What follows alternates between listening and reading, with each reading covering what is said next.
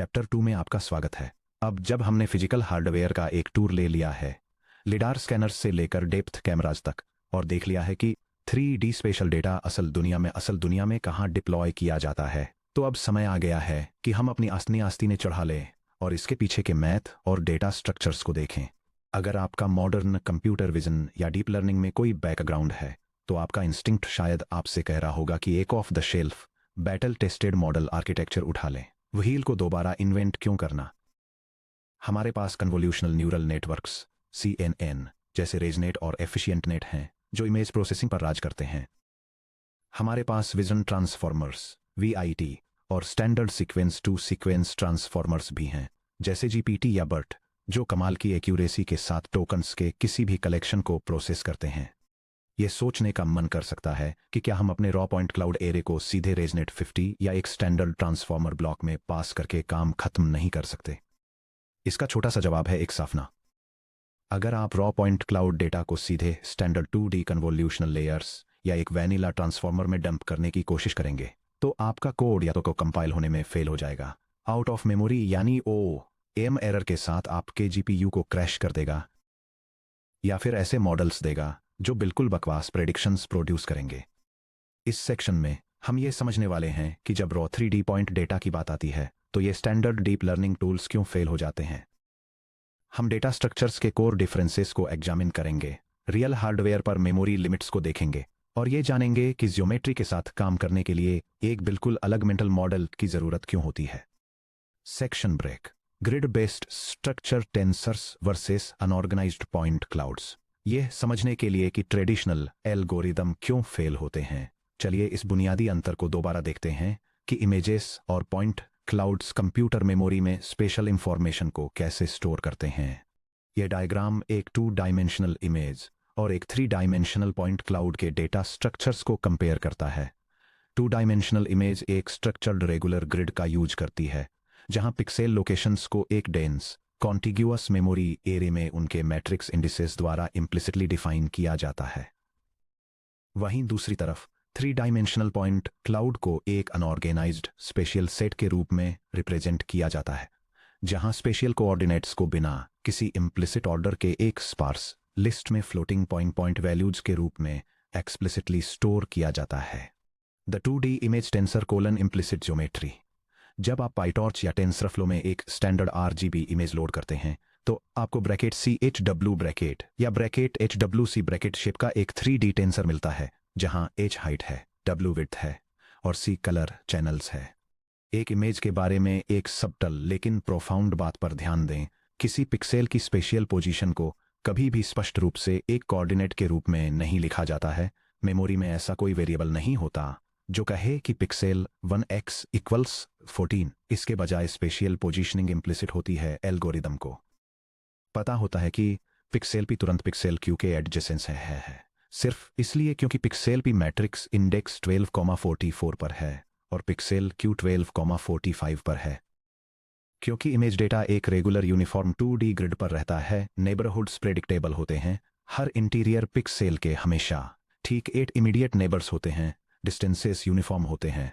Right में एक pixel step करने से आप हमेशा हॉरिजॉन्टल एक्सिस के साथ बिल्कुल 1 डिस्क्रीट इंडेक्स आगे बढ़ते हैं। मेमोरी कॉन्टिग्यूअस होती है।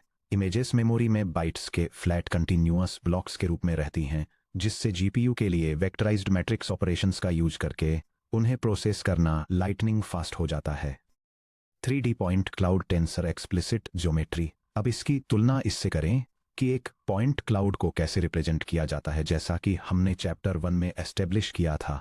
एक raw point cloud frame memory में एक unorganised N/3 floating point matrix के रूप में स्टोर किया जाता है, या N/C के रूप में अगर रिफ्लेक्टेंस इंटेंसिटी RGB वैल्यूज या नॉर्मल वेक्टर्स जैसे एक्स्ट्रा फीचर्स अटैच्ड हों। Bold P equal to the matrix with first row X sub 1 Y sub 1 Z sub 1, second row X sub 2 Y sub 2 Z sub 2, third row vertical dots, and fourth row X sub n, Y sub n, Z sub n, which is an element of the real numbers of dimension n/3। यहाँ special geometry explicit है। Matrix के अंदर store की गई values special coordinates XYZ हैं। क्योंकि point clouds continuous 3D space में फैले फिजिकल सर्फेसेस को रिप्रेजेंट करते हैं, इसलिए नेबरहुड्स पूरी तरह से अनप्रेडिक्टेबल होते हैं। पॉइंट रो इंडेक्स 0 और पॉइंट रो इंडेक्स 1 एक चेयर कुशन पर बिल्कुल एक दूसरे के बगल में हो सकते हैं, या रो इंडेक्स 150 मीटर दूर किसी पेड़ की पत्ती हो सकता है। डिस्टेंसेस कंटिन्यूअस होते हैं। आप किसी पॉइंट के स्पेशल नेबर को खोजने के लिए सिंपली एक इंडेक्स i++1 को इंक्रीमेंट नहीं कर सकते। नेबर्स को कंटिन्यूअस 3D स्पेस में यूक्लिडियन डिस्टेंस मैट्रिक्स का यूज करके खोजना होगा, जो delta x squared plus delta y squared plus delta z squared का स्क्वायर रूट होता है। स्पेशल स्पार्सिटी एक इमेज के अपोजिट जहां हर पिक्सेल इंडेक्स में वैलिड कलर डेटा होता है।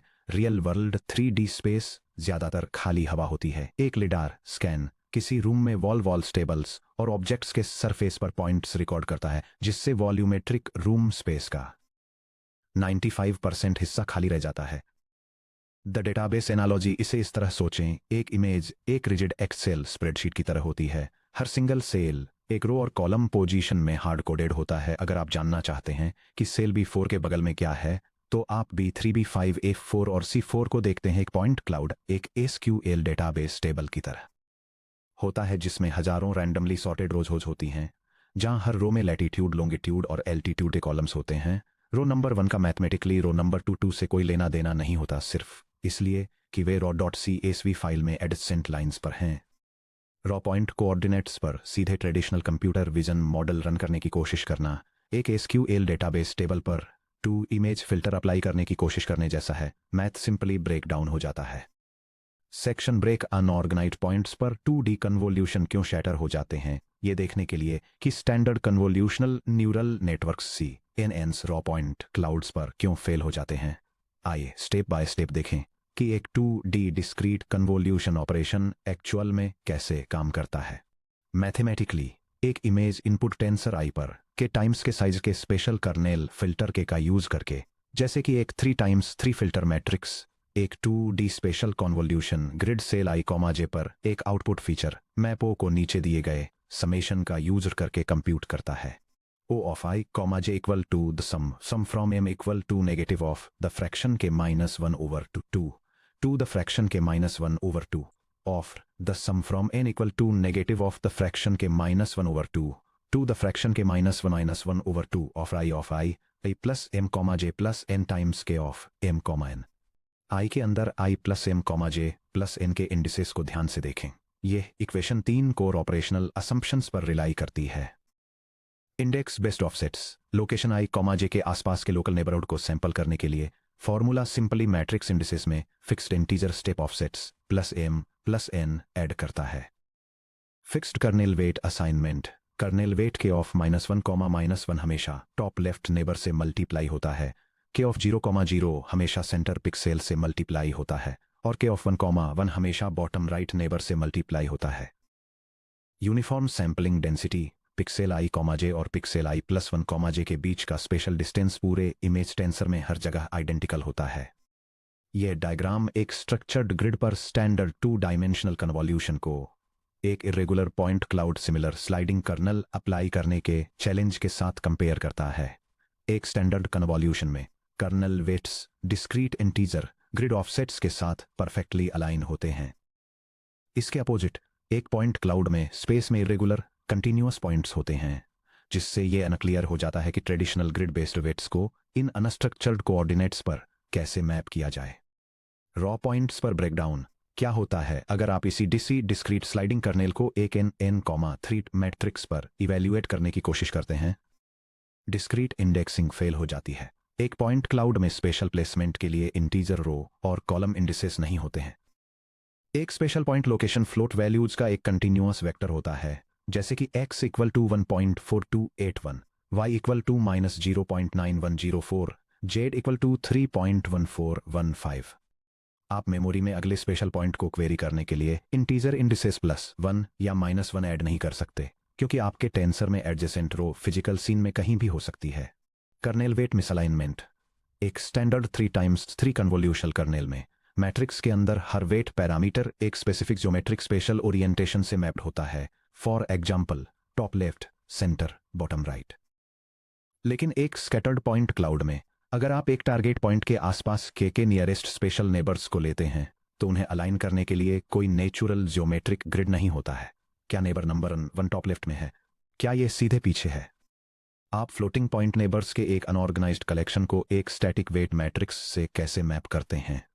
Non uniform density artefacts. जैसा कि हमने अपने हार्डवेयर ओवरव्यू सब टॉपिक्स 1.2 और 1.3 में सीखा था, real world 3D sensors non uniform density के साथ डेटा कलेक्ट करते हैं। एक लिडार बीम बम्पर के ठीक बगल वाले ऑब्जेक्ट्स पर हाई पॉइंट डेंसिटी प्रोड्यूस करती है, फॉर एग्जाम्पल 500 पॉइंट्स पर स्क्वायर मीटर, लेकिन रोड पर 80 मीटर्स दूर वाले ऑब्जेक्ट्स पर बहुत sparse point density, for example 5 points पर square metre. Stereo depth camera high contrast visual regions में डेंस पॉइंट मैप्स क्रिएट करते हैं, लेकिन पेंट की हुई व्हाइट वॉल जैसे यूनिफॉर्म फीचरलेस सरफेसेज पर स्पेशल गैप्स छोड़ देते हैं। स्टैंडर्ड डिस्क्रीट कन्वोल्यूशंस ये मानकर चलते हैं कि एक 3x3 विंडो एक जैसे फिजिकल सरफेस एरिया को कवर करती है, चाहे कर्नेल कहीं भी स्लाइड करे। अगर आप एक स्पेशल पॉइंट क्लाउड पर स्टैंडर्ड कन्वोल्यूशन अप्लाई करते हैं तो डेंस रीजन्स स्पार्स रीजन्स पर बहुत ज्यादा हावी हो जाएंगे, जिससे न्यूरल नेटवर्क के एक्टिवेशंस डिस्टेबलाइज हो जाएंगे। Section break, the naive work around voxelisation. और ये बहुत कॉस्टली क्यों पड़ता है? रॉ पॉइंट्स पर 2D कन्वोल्यूशंस के फेलियर को देखते हुए एक इंट्यूटिव रिएक्शन ये हो सकता है, क्यों ना हम अनऑर्गेनाइज्ड पॉइंट क्लाउड को वापस एक रेगुलर 3D ग्रिड में कन्वर्ट कर दें। इस अप्रोच को वोक्सेलाइजेशन के नाम से जाना जाता है। Continuous spatial points x y z से डील करने के बजाय आप अपने 3D वर्कस्पेस को छोटे वॉल्यूमेट्रिक क्यूब्स के एक 3D ग्रिड में डिवाइड करते हैं, जिन्हें वोक्सेल्स कहा जाता है, जो वॉल्यूमेट्रिक एलिमेंट्स का शॉर्ट फॉर्म है, यानी 2D पिक्सल्स का 3D इक्विवेलेंट। अगर एक या एक से ज्यादा पॉइंट्स एक वोक्सेल क्यूब के अंदर आते हैं तो उस वोक्सेल को 1 यानी ऑक्यूपाइड मार्क किया जाता है, वरना ये 0 यानी एम्प्टी रहता है। ये डायग्राम वोक्सेल ग्रिड डिस्क्रिटाइजेशन के प्रोसेस को दिखाता है, जहां एक मैट्रिक्स में कंटिन्यूअस कोऑर्डिनेट्स द्वारा रिप्रेजेंटेड रॉ पॉइंट क्लाउड को एक structured dense 3 dimensional voxel tensor में कन्वर्ट किया जाता है। एक बार जब आपका special point cloud C/D/H/W shape के एक regular 3D voxel grid tensor में कन्वर्ट हो जाता है, जहां D, H और W डेप्थ, हाइट और विड्थ ग्रिड डायमेंशंस को रिप्रेजेंट करते हैं, तो आप डेटा पर आसानी से 3D कन्वोल्यूशनल नेटवर्क्स यानी Conv3D रन कर सकते हैं।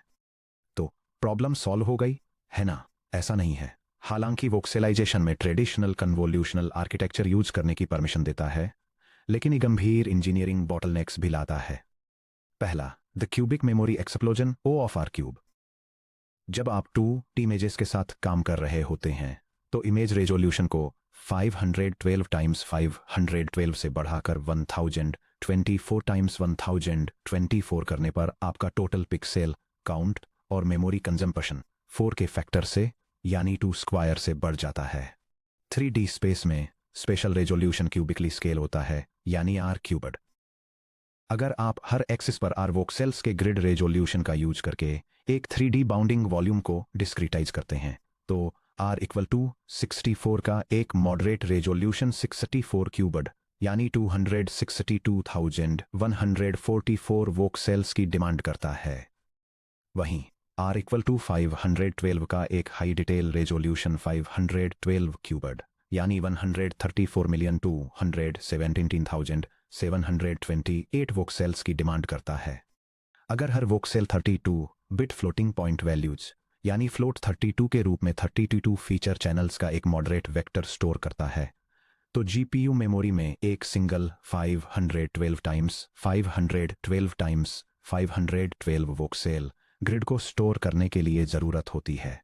Memory equal to 134,217,728 voxels times 32 channels times 4 bytes per float, which is approximately 17.17 gigabytes of VRAM।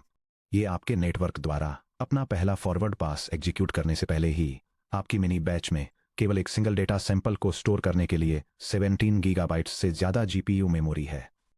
अगर आप एक स्टैंडर्ड डेवलपर वर्कस्टेशन या कंज्यूमर लैपटॉप पर मॉडल्स को ट्रेन कर रहे हैं तो आपका स्क्रिप्ट तुरंत एक out of memory exception trigger कर देगा।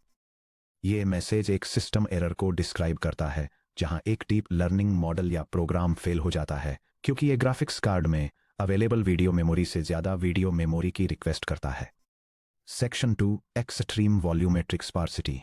Physical objects hollow outer boundary surfaces की तरह एग्जिस्ट करते हैं। जब एक लाइडार बीम किसी कार से टकराती है तो यह आउटर मेटल शेल से बाउंस ऑफ हो जाती है। ये इंजन ब्लॉक या पैसेंजर केबिन के अंदर पेनिट्रेट नहीं कर सकती। इसके रिजल्ट के रूप में जब आप एक पॉइंट क्लाउड को 3D वॉक्सेल क्यूब एरे में बदलते हैं तो 90% से 99% से ज़्यादा वॉक्सेल्स पूरी तरह से एम्प्टी स्पेस होते हैं। एक डेंस वॉक्सेल मैट्रिक्स पर स्टैंडर्ड 3D कॉन्वोल्यूशन का यूज करने का मतलब है कि आपका GPU अपनी 90-95% कंप्यूट पावर खाली हवा में फ्लोटिंग पॉइंट जीरोज को कॉन्वोल्यूशनल वेट्स से मल्टीप्लाई करने में खर्च करता है। यह कंप्यूट रिसोर्सेज का एक इनक्रेडिबली इनएफिशिएंट यूज है।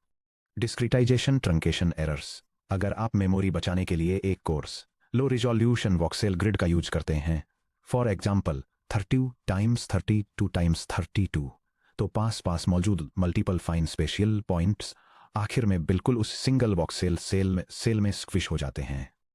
इससे पहले कि आपका न्यूरल नेटवर्क डेटा को देखे भी आप एज बाउंड्रीज, पतले वायर्स या छोटे ऑब्स्टेकल्स जैसे फाइन जियोमेट्रिक स्ट्रक्चरल डिटेल्स को परमानेंटली लूज कर देते हैं।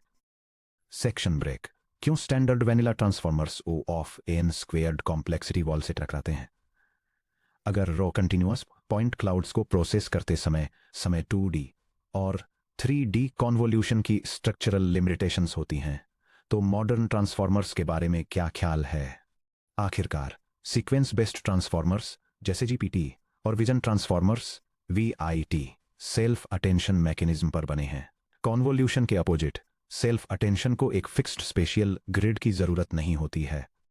यह इनपुट डेटा को टोकन वेक्टर्स के एक अनऑर्गेनाइज्ड सीक्वेंस के रूप में ट्रीट करता है, जो बिना किसी ऑर्डर की परवाह किए एक सेट में सभी टोकन के बीच डायनेमिक स्केलर पेयरवाइज रिलेशनशिप्स को कंप्यूट करता है। यह पॉइंट क्लाउड्स के लिए एक परफेक्ट मैच जैसा लगता है। क्या हम सिंपली हर 3D spatial point XI, YI, ZI को एक इनपुट टोकन की तरह ट्रीट नहीं कर सकते? रॉ n/3 कोऑर्डिनेट टेंसर को एक स्टैंडर्ड ट्रांसफॉर्मर एनकोडर ब्लॉक में पास नहीं कर सकते और सेल्फ अटेंशन को अपना मैजिक दिखाने दे सकते? आइए मैथमेटिकली एग्जामिन करते हैं कि जब आप स्टैंडर्ड हार्डवेयर पर ऐसा करने की कोशिश करते हैं तो क्या होता है। Self attention bottleneck. Scale dot product self attention के कोर इक्वेशन को याद कीजिए। मान लीजिए हमारे पास डायमेंशन n/d का एक input sequence representation matrix X इन R है, जहां n नंबर ऑफ पॉइंट्स है और d फीचर एम्बेडिंग डायमेंशन है। हम linear weight projections W, Q, WK और WV in R of dimension d/d का यूज करके X को क्वेरी Q की के और वैल्यू V मैट्रिसेस में प्रोजेक्ट करते हैं। Q equal to X times W sub Q, K equal to X times W sub K, and V equal to X times W sub V, which are elements of the real numbers of dimension n/d.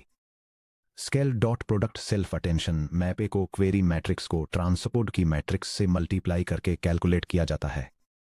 A equal to softmax of the fraction Q times K transpose over the square root of D sub K, which is an element of the real numbers of dimension n/n. Resulting attention matrix A के dimensional shape को देखिए, जो कि n/n है।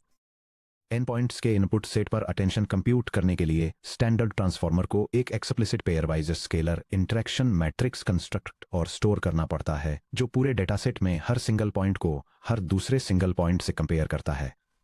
यह diagram data points के एक set पर अप्लाई किए गए स्टैंडर्ड सेल्फ अटेंशन मैकेनिज्म को इलस्ट्रेट करता है। यह एक क्वेरी मैट्रिक्स को एक ट्रांसपोर्ट की मैट्रिक्स के साथ मल्टीप्लाई करके एक स्क्वायर अटेंशन मैट्रिक्स जनरेट करने के प्रोसेस को दिखाता है, जो पॉइंट्स के सभी पेयर्स के बीच के रिलेशनशिप्स को कैप्चर करता है। लेआउट इस बात को हाईलाइट करता है कि जैसे जैसे पॉइंट्स का नंबर बढ़ता है, इस ऑपरेशन की वजह से क्वाड्रेटिक कंप्यूटेशनल और मेमोरी कॉम्प्लेक्सिटी होती है। इस स्टेप के लिए कंप्यूटेशनल कॉम्प्लेक्सिटी और मेमोरी स्टोरेज रिक्वायरमेंट्स क्वाड्रेटिकली स्केल होती हैं, जो कि big O of n squared है। क्वाड्रेटिक मेमोरी वॉल को कैलकुलेट करना। आइए इस मैथ को प्रैक्टिकल हार्डवेयर रियलिटी में समझें। मान लीजिए आप एक आउटडोर लिडार सेंसर या फोटोग्रामेट्री स्कैन से एक पॉइंट क्लाउड कैप्चर करते हैं जिसमें n इक्वल टू 50,000 पॉइंट्स हैं। आइए पाइटॉर्च के फॉरवर्ड पास के दौरान एक single attention matrix layer A in R of dimension n/n को स्टोर करने के लिए जरूरी मेमोरी कैलकुलेट करें। मैट्रिक्स एलिमेंट्स कैलकुलेट कीजिए। total elements equal to n times n, which equal to 50,000 times 50,000, which equal to 2,500,000,000 matrix entries. Byte size calculate कीजिए ये मानते हुए कि standard 32 bit float 32 accuracy 4 bytes per float के equal है. Memory in bytes equal to 2,500,000,000 times 4 bytes which equal to 10 billion bytes. Gigabytes में convert कीजिए.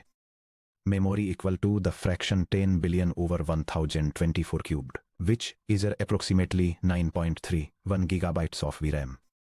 50,000 point scan के लिए एक single self attention scalar matrix को स्टोर करने में 9.3 गीगाबाइट्स से ज़्यादा मेमोरी कंज्यूम होती है.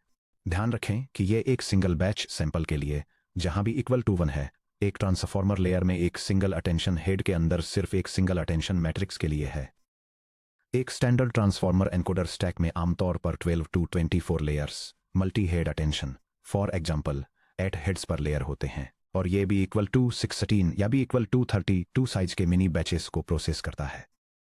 अगर आप स्टैंडर्ड कंज्यूमर हार्डवेयर पर रो हाई डेंसिटी पॉइंट क्लाउड पर एक वैनिला ट्रांसफॉर्मर रन करने की कोशिश करते हैं तो आपके सिस्टम की वीरैम तुरंत खत्म हो जाएगी. यह टेबल इलस्ट्रेट करता है कि कैसे नंबर ऑफ पॉइंट्स, जिसे n की तरह डिनोट किया गया है, को स्केल करने से pairwise matrix dimensions, attention matrix elements के टोटल नंबर और 1 की बैच साइज के लिए रिजल्टिंग फ्लोट 32 वीरैम एलोकेशन पर असर पड़ता है. 1024 पॉइंट्स के एक स्मॉल ऑब्जेक्ट क्लस्टर के लिए पेयरवाइज मैट्रिक्स डायमेंशंस 1024 बाय 1024 हैं, जिससे 1.04 times 10 to the sixth elements मिलते हैं और इसके लिए अप्रोक्सीमेटली 4.19 मेगाबाइट्स के एक इजी वीरैम एलोकेशन की ज़रूरत होती है. 4096 पॉइंट्स के एक सिंगल ऑब्जेक्ट शिप तक स्केल अप करने पर मैट्रिक्स एक्सपेंड होकर 4096 बाय 4096 हो जाता है, जिसमें 0.67 times 10 to the seventh elements होते हैं, जिसके लिए अप्रोक्सीमेटली 67.1 मेगाबाइट्स के एक मैनेजेबल वीरैम एलोकेशन की ज़रूरत होती है.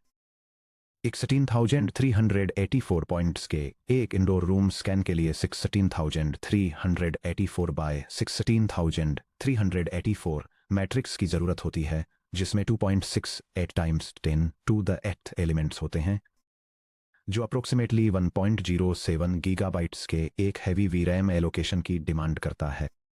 65,536 पॉइंट्स के एक आउटडोर स्ट्रीट स्कैन के लिए मैट्रिक्स का साइज 65,536 बाय 65,536 होता है, जिसमें 4.29 times 10 to the 9th elements होते हैं, जिसके लिए अप्रोक्सीमेटली 17.17 गीगाबाइट्स वीरैम की ज़रूरत होती है, जिसके चलते एक आउट ऑफ मेमोरी क्रैश हो जाता है.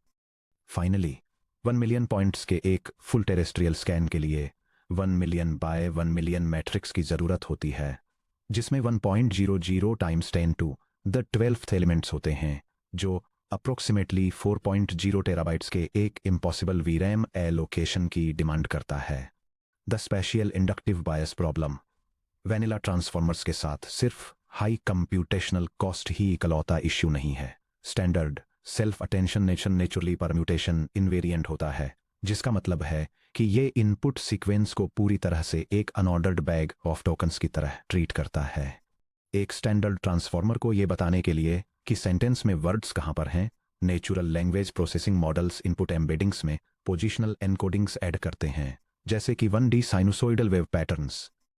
हालांकि 3D ज्योमेट्री में स्पेशियल लोकेलिटी ही सब कुछ है. Physical surfaces strong local correlation दिखाते हैं, जैसे कार के डोरवे पर एक point geometrically adjacent door point से कनेक्टेड होता है, लेकिन 30 मीटर्स दूर किसी बिल्डिंग के पॉइंट से पूरी तरह से इंडिपेंडेंट होता है. स्टैंडर्ड ग्लोबल सेल्फ अटेंशन पूरी सीन में पॉइंट्स के हर पेयर के बीच रिलेशनशिप्स को इक्वली कंप्यूट करता है. इसमें इनहेरेंट लोकल स्पेशियल इंडक्टिव बायस की पूरी तरह से कमी होती है. स्पेशलाइज्ड स्पेशियल ग्रुपिंग मैकेनिज्म्स के बिना ग्लोबल अटेंशन को कॉम्प्लेक्स जियोमेट्रिक शिप्स के हायरार्किकल रिप्रेजेंटेशंस बनाने में स्ट्रगल करना पड़ता है, और साथ ही ये दूर के अनरिलेटेड स्पेशियल पॉइंट्स को कंपेयर करने में massive amount of compute waste करता है. Section break. Software engineering trade offs. Dense matrices versus sparse lookups. अपने एनालिसिस को रैप अप करने के लिए आइए इस प्रॉब्लम को लोअर लेवल सॉफ्टवेयर डिजाइन और मॉडर्न हार्डवेयर आर्किटेक्चर के लेंस से फ्रेम करते हैं। ग्राफिक्स प्रोसेसिंग यूनिट्स या जीपीयूज स्पेशलाइज्ड कंप्यूट मशीन्स हैं जो हाई थ्रूपुट अरिथमेटिक के लिए बनाई गई हैं। वे कॉन्टिगुअस मेमोरी ब्लॉक्स पर uniform highly parallel operations perform करने में बेहतरीन हैं, जैसे कि डेंस मैट्रिसेस को मल्टीप्लाई करना ए टाइम्स बी या sliding special 2D convolution compute करना। मॉडर्न जीपीयू आर्किटेक्चर्स में डेडिकेटेड एग्जीक्यूशन यूनिट्स शामिल हैं, जैसे कि टेंसर कोर्स, जो खासतौर पर हाई डेंसिटी मैट्रिक्स अरिथमेटिक के लिए ऑप्टिमाइज्ड हैं। यह डायग्राम ग्राफिक्स प्रोसेसिंग यूनिट्स पर डेंस मैट्रिक्स प्रोसेसिंग और स्पार्स ज्योमेट्रिक प्रोसेसिंग के बीच कॉन्ट्रास्ट दिखाता है। Dense matrix operations high throughput और maximum tensor core utilisation achieve करने के लिए कंटिगुअस मेमोरी एड्रेसेस को लेवरेज करते हैं। इसके कॉन्ट्रास्ट में स्पार्स ज्योमेट्रिक प्रोसेसिंग में वीडियो मेमोरी में पॉइंटर चेजिंग होती है, जिससे memory bandwidth bottlenecks, latency stalls और हाई थ्रेड डाइवर्जेंस होते हैं। जब software engineers unorganised 3D point clouds को प्रोसेस करने की कोशिश करते हैं, तो वे एक फंडामेंटल कंप्यूटेशनल डिलेमा में फंस जाते हैं। अगर आप एक रिजिड स्ट्रक्चर एनफोर्स करते हैं, जैसे वोक्सलाइजेशन या 3D ग्रिड्स प्रोज, आप कॉन्टिगुअस मेमोरी लेआउट्स रिटेन करते हैं। जीपीयूज इन बिल्ट लाइब्रेरीज जैसे कि CUDNNN का यूज करके स्टैंडर्ड डेंस मैट्रिक्स ऑपरेशंस और 3D कॉन्वोल्यूशंस को एफिशिएंटली रन कर सकते हैं। कॉन्स मैसिव कंप्यूटेशनल वेस्टेज 90% से ज़्यादा मेमोरी एक्सेस साइकिल्स का टाइम एम्प्टी वॉल्यूमेट्रिक जीरोज को फेच करने में निकल जाता है, जिससे हाई स्पेशल रेजोल्यूशंस पर मेमोरी एग्जॉशन हो जाता है। अगर आप रॉ स्पार्स कोऑर्डिनेट्स को डायरेक्टली प्रोसेस करते हैं, प्रोज, खाली हवा पर कोई स्पेशल मेमोरी वेस्ट नहीं होती। आप स्ट्रिक्टली उन्हीं कोऑर्डिनेट्स पर ऑपरेशन स्टोर और कंप्यूट करते हैं जो रियल फिजिकल सरफेसेज को कोरस्पोंड करते हैं, जैसे n×3 कॉन्स irregular memory access patterns. Point x sub i, y सब i, z सब i के आसपास लोकल स्पेशल नेबर्स ढूंढने के लिए कंटिन्यूअस के नियरेस्ट नेबर के NN ग्राफ सर्चेस या 3D स्पेस में स्पेशल बॉल क्वेरीज परफॉर्म करने की जरूरत होती है। Fast contiguous memory reads execute करने के बजाय जीपीयू मेमोरी एड्रेसेस पर non contiguous pointer jumps perform करने लगता है। कूड़ा वार्प में थ्रेड्स मेमोरी स्टॉल्स पर आइडल वेट करते रह जाते हैं, जब वे रैंडम कोऑर्डिनेट लुकअप्स के रिजॉल्व होने का वेट कर रहे होते हैं। द कोर डिलेमा समराइज्ड यहाँ वो फंडामेंटल ट्रेड ऑफ मैट्रिक्स है जिसे हर 3 मशीन लर्निंग रिसर्चर और सॉफ्टवेयर डेवलपर फेस करता है। यह टेबल 3 स्पेशल रिप्रेजेंटेशंस को कंपेयर करती है, जैसे कि 2D projections, 3D voxel grids और रॉ पॉइंट क्लाउड एरेज 4 की मैट्रिक्स के बेसिस पर, जो हैं data layout structure, memory efficiency, geometric fidelity और GPU hardware acceleration. First 2D projection या मल्टीव्यू इमेज हाइट, विड्थ और चैनल्स के एक स्ट्रक्चर्ड रेगुलर ग्रिड का यूज करता है। यह standard 2D convolutional neural networks का यूज करके हाई मेमोरी एफिशिएंसी और extremely high GPU acceleration offer करता है, लेकिन इसकी ज्योमेट्रिक फिडेलिटी लो होती है क्योंकि यह ट्रू डेप्थ और ऑक्लूजन्स को लूज कर देता है। Second 3D voxel grid depth height, width और चैनल्स के एक स्ट्रक्चर्ड रेगुलर ग्रिड का यूज करता है। नेटिव 3D कन्वोल्यूशंस का यूज करने से इसमें हाई जीपीयू एक्सीलरेशन मिलता है, लेकिन लो रिजोल्यूशंस पर ट्रंकेशन ब्लर के कारण इसकी ज्योमेट्रिक फिडेलिटी सिर्फ मीडियम होती है और इसकी मेमोरी एफिशिएंसी एक्सट्रीमली लो होती है क्योंकि यह big O of R cubed waste से सफर करता है। Finally raw point cloud array n/3 के एक अनस्ट्रक्चर्ड स्पेशल सेट के रूप में ऑर्गेनाइज्ड होता है। यह extremely high memory efficiency provide करता है क्योंकि यह सिर्फ सरफेस डेटा स्टोर करता है और यह जीरो स्पेशल क्वांटाइजेशन लॉस के साथ परफेक्ट ज्योमेट्रिक फिडेलिटी अचीव करता है। हालांकि जीपीयू एक्सीलरेशन के लिए इसे कस्टम नेटिव कर्नल्स की जरूरत होती है। Section break 6 what next, designing neural networks for sets. आइए इस सेक्शन में हमारे द्वारा डिस्कवर किए गए कि टेक्निकल रियलाइजेशंस का रिव्यू करते हैं। इमेजेस ग्रिड्स हैं, पॉइंट क्लाउड्स सेट्स हैं, images rigid integer matrix indices IJ में स्टोर्ड इम्प्लिसिट स्पेशल ज्योमेट्री पर रिलाई करती हैं।